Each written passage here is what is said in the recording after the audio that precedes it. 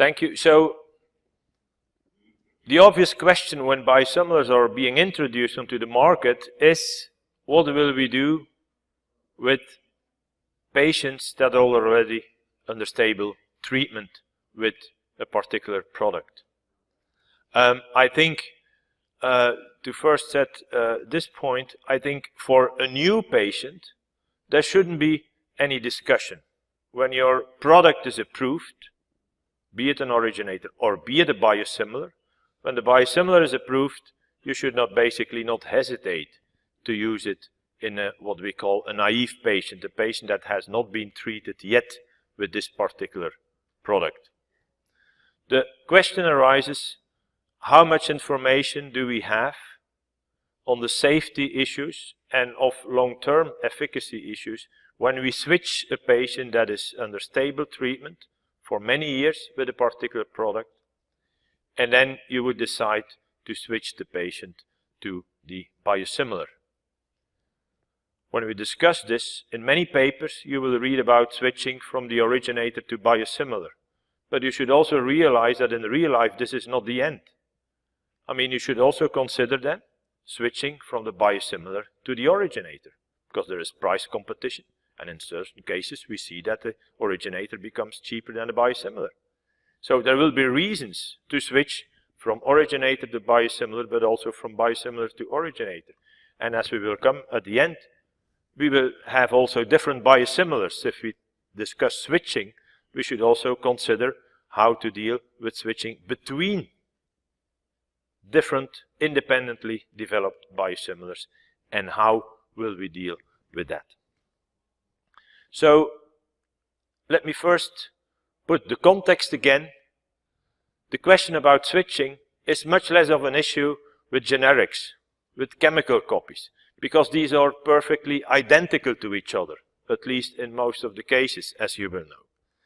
But here, just to remind you, we are dealing with products that are very much similar, but not fully identical. So there are some differences that may have no impact on the safety profile of the clinical efficacy profile if you stick to one product, but there is, at least from an immunological point of view, a possible uncertainty with respect to what happens if you trigger the patient by switching back and forward, and I won't go into detail on that. It's also important in discussions to look at the definitions, and I would like to stress that interchangeability is actually not a matter of an opinion, but it's a matter of a property of two drugs. A property, if we say that two drugs are interchangeable, this means that if we give either the one or the other product, it is supposed to give the same, to result in the same clinical effect in any patient at any given clinical setting. And interchangeability also implies that when you switch back and forward between the two products, this will also have no impact on the safety nor on the efficacy profile of the two products in any given patient.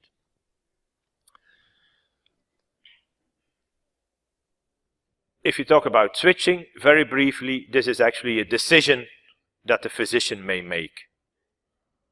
He or she has a patient under stable treatment, and the doctor, the physician, may decide for some reason to switch the patient to another product, being a totally new product basically, or switching to a biosimilar.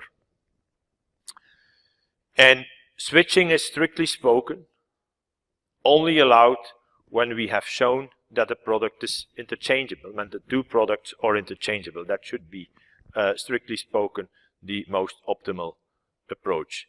And then substitution, obviously, as you may know, this is the decision of the pharmacist, and is also usually within some regulatory guidelines. This is a decision of the pharmacist to actually deliver another product than the one that has been prescribed, basically. Now, it's very important, and as Dr. Till already has referred to, I mean, within the European Union, you will see that there are the European Medicine Agency decides about the approval of the product. But as you can see, in their guidelines or in their regulatory procedure, they don't say anything about interchangeability.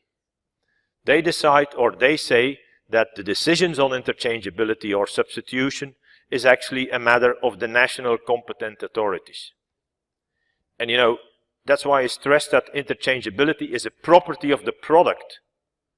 So it's a bit strange that, you know, some national competent authorities would decide that two products are interchangeable, and that another national competent authority would decide that these properties would not be valid for the same product. This is a matter of taking responsibility, or in the case of the European Medicines Agency, I personally believe not daring to take their responsibility. And for questions, that's what I literally is on the site of the European Medicines Agency. For questions related to switching from one product to another, patients should speak to their doctor and to their pharmacist. So the European Medicines Agency does not want to take any position in that. And that's why, without going into too much detail, but you see here the different colors referring to the different situations in the different countries within Europe, whether they allow switching, whether they allow automatic substitution, yes or no. Without having scientific information, solid scientific information on possible interchangeability. In Europe, there is a heterogeneous situation. Also, over the world, you will see that there is some difference in attitude with respect to substitution and interchangeability. And in most cases, there is some reluctant attitude towards the switching issue. And this is also demonstrated nicely by the US-FDA guidelines. On the left-hand side, as I mentioned, EMA does not say anything on interchangeability, whereas the FDA clearly makes a distinction between those two processes. You can demonstrate that your product is biosimilar. That's the first step. You can also set your standards higher in your evaluation of your product, and after having demonstrated biosimilarity, you can also add through clinical data that your product, your biosimilar, is fully interchangeable with the reference product. So you need some extra clinical data demonstrating that switching back and forward between biosimilar and the reference product indeed has no impact on the clinical safety and clinical efficacy profile of your product. So they clearly take a scientific approach and know that biosimilarity is not identical to interchangeability. So these are two different concepts. They have draft guidelines. They are not finalized yet, but you will see here the first thing is, of course, to demonstrate biosimilarity. That's obvious. And then to demonstrate that the product, when administered more than once, that the risk in terms of safety or diminished efficacy between the biosimilar and the reference product is not greater than the risk for the patient when the patient would have stayed on the reference product without any switch. So far as I know, there have no biosimilars in the US been submitted as being possible interchangeable. And obviously, substitution is only, if we look then at the SDA, is only valid, is only allowed when the product has been demonstrated to be interchangeable. So the situation of the substitution is obviously, it's regulated at the state level, but it's only to be considered when it has gotten the label of interchangeable by the FDA. And obviously, also in that case, even the physician is allowed to write clearly on the prescription that for some particular of his or her patients, for instance, that the pharmacist is not allowed to substitute, for instance, for whatever reason.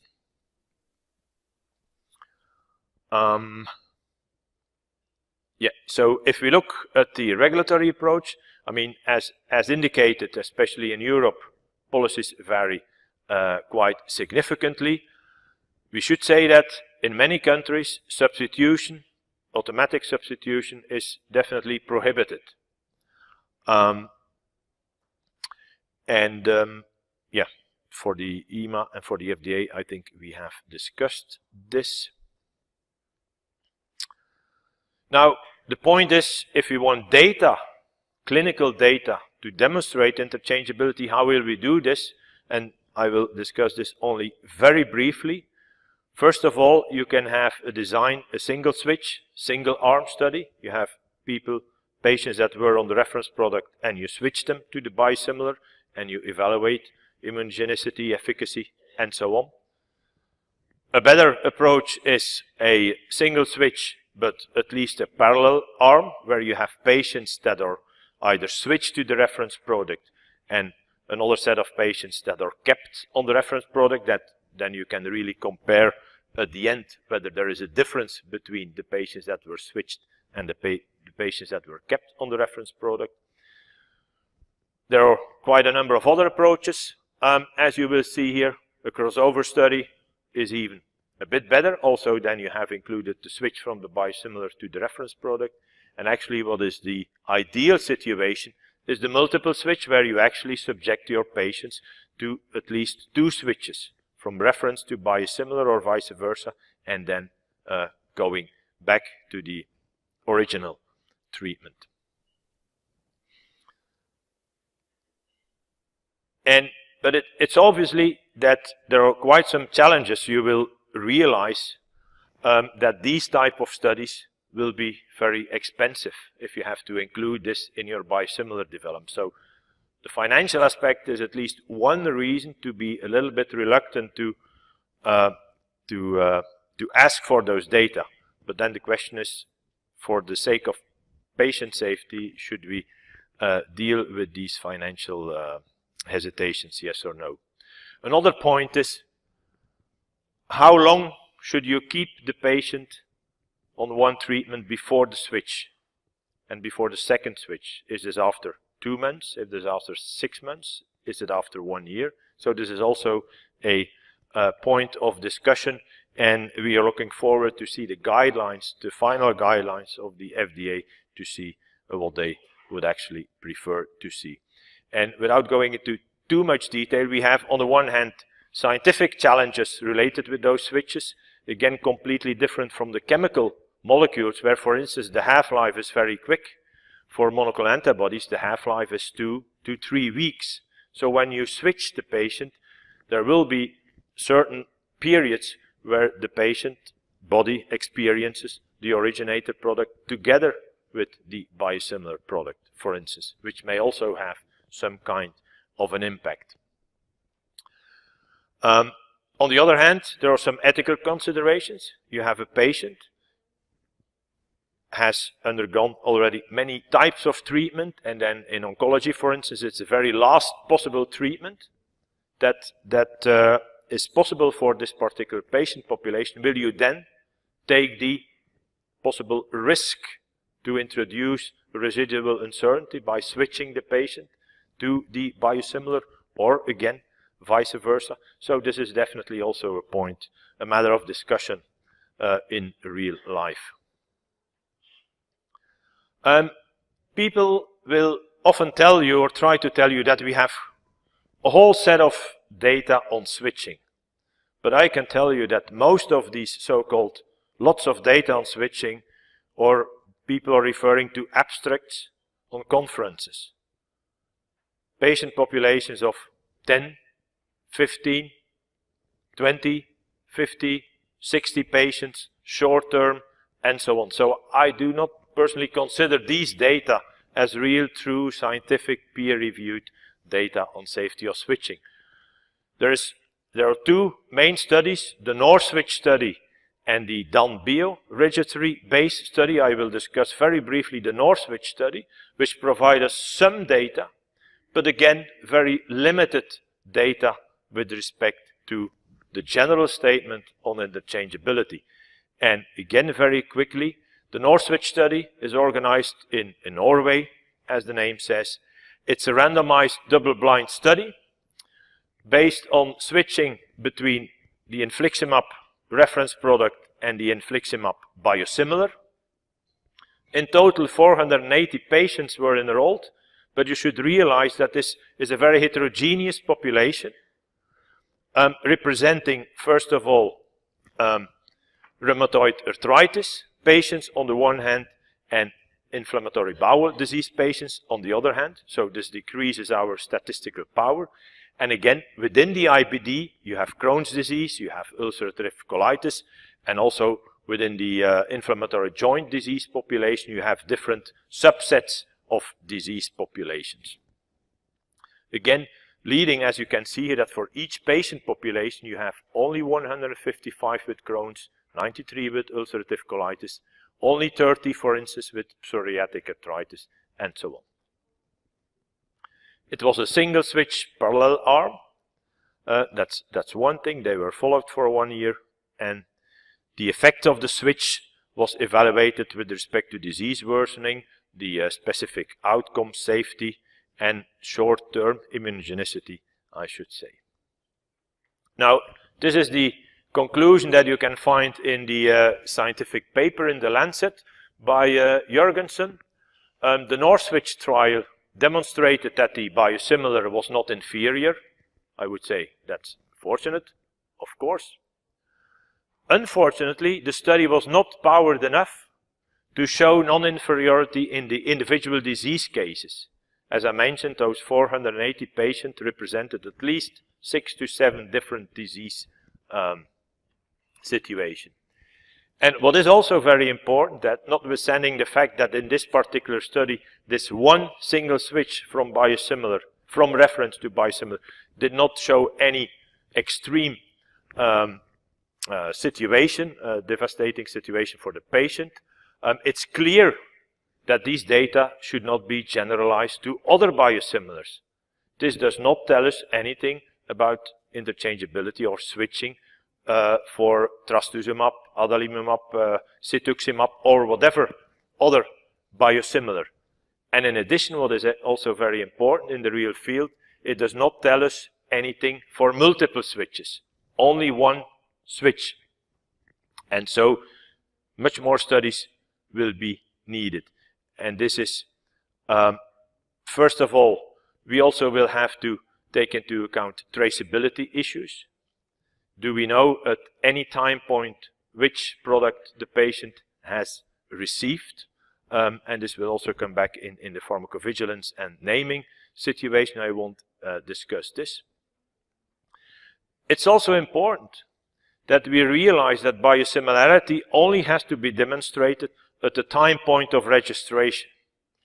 We have discussed manufacturing change. Manufacturing change as such should not be a huge concern, but you should realize that at the time of approval, this may be the situation, the reference product here in yellow, the biosimilar in blue, with properties that are overall the majority of the analytical properties are the same, only a few differences, but relative or as a consequence to manufacturing changes, some of these properties may deviate from each other, each within their own specification range. But once you have introduced a manufacturing change, the biosimilar has not to be compared again with the reference product. So for some particular quality attributes, you may have a shift that deviates the two products from each other.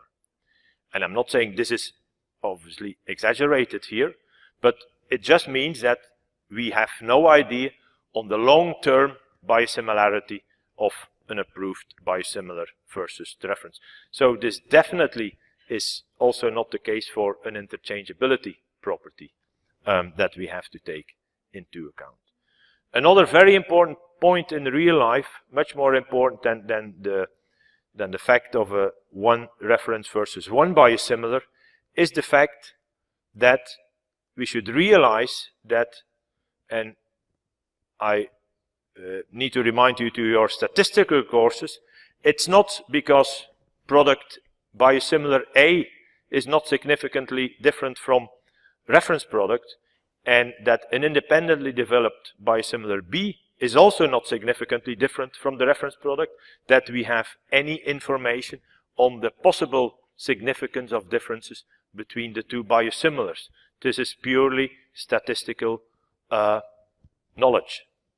So there is no idea on that. This also means that when two products, A and B, are each independently biosimilar to the reference product, we have no idea whether, from a scientific statistical point of view, A is biosimilar to B. Nobody will ask those data and nobody will perform these experiments. So we can definitely not say that biosimilar A would be interchangeable with biosimilar B.